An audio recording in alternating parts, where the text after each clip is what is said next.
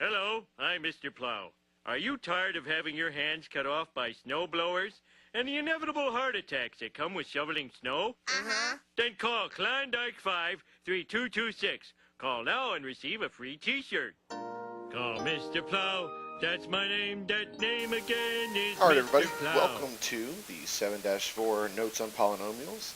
Hopefully you're enjoying your day off. We may have another one tomorrow. Who knows? But just in case we don't, we need to go through this.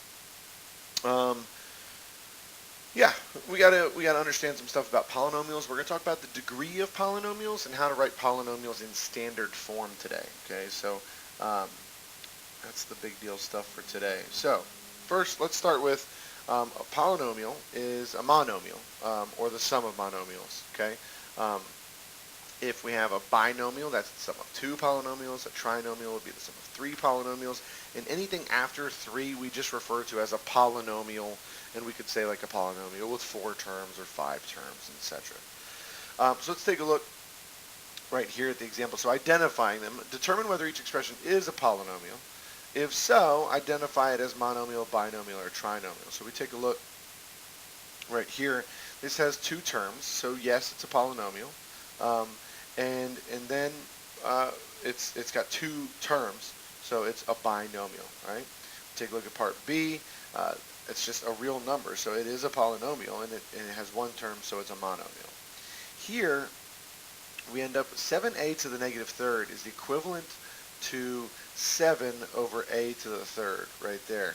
As soon as we have a variable in the denominator, that's not a polynomial, so that's a no, and it's none of these.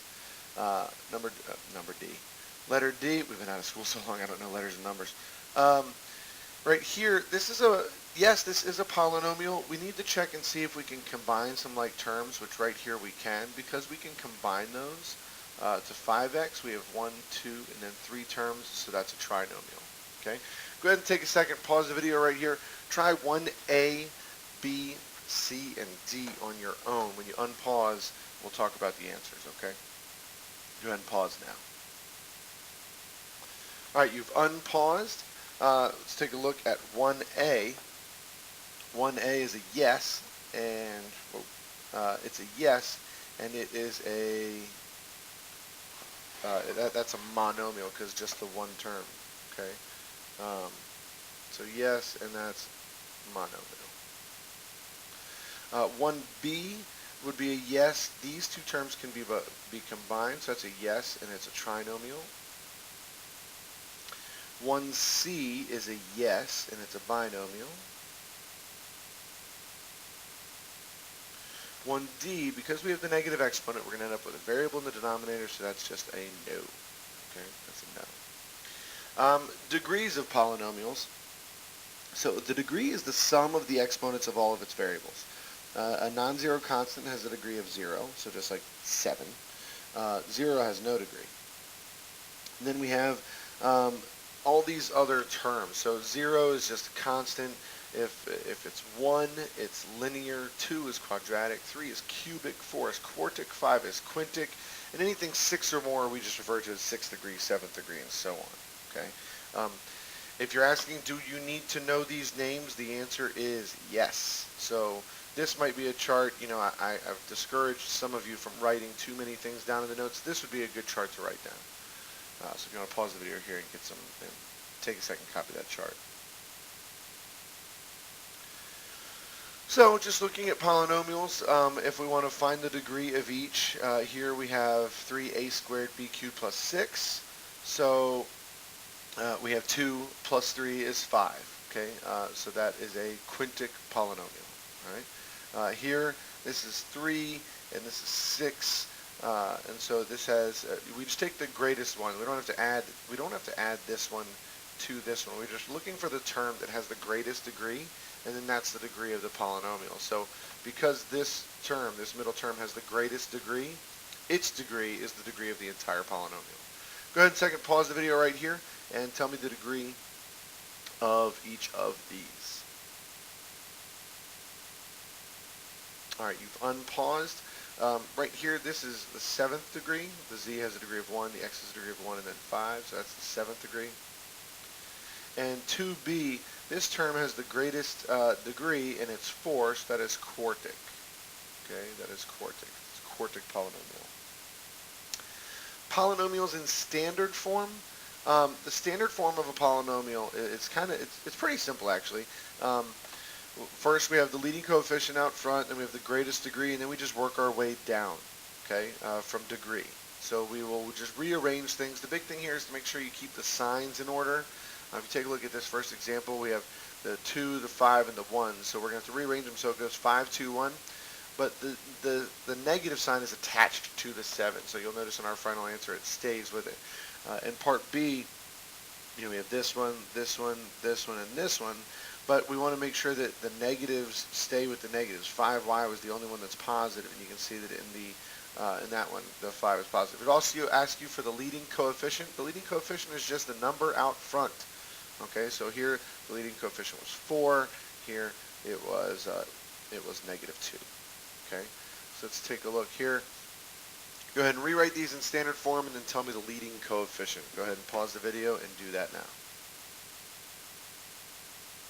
All right, you've unpaused. Hopefully what you got was 4x to the 4th minus 2x squared minus 3x plus 8, and the leading coefficient here was 4.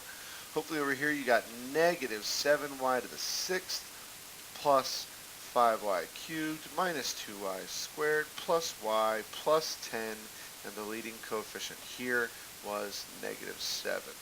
Okay? Hopefully that makes sense. If it doesn't, make sure you make note of that, and we can go over that in class whenever we see each other next. Lots of functions represented by polynomial equations, just called polynomial functions, and we can use them to sort of predict things.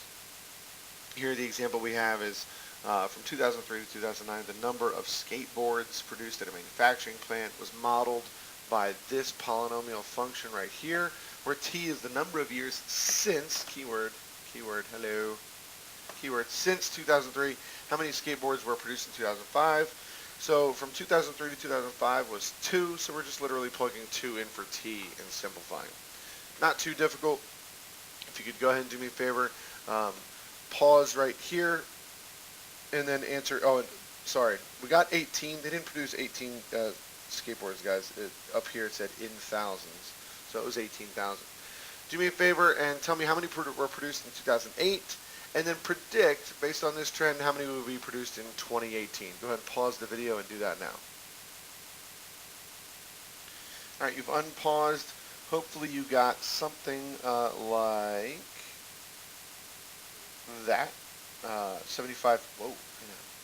75,000 in 2008, and your prediction for 2018 should have been 655,000. Okay. If you didn't get those, try again. If you're still not getting them, check order of operations. That's probably the issue there. But just make a note of it. If you don't get it, we'll go over it in class. The problems I'd like you to practice on your own are right here.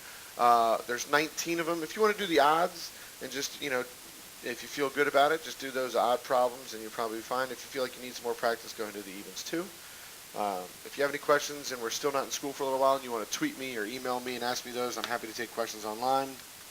Otherwise, I will see you guys next time I see you in class. Who knows when that'll be because of whatever. All right. See you next time. Bye.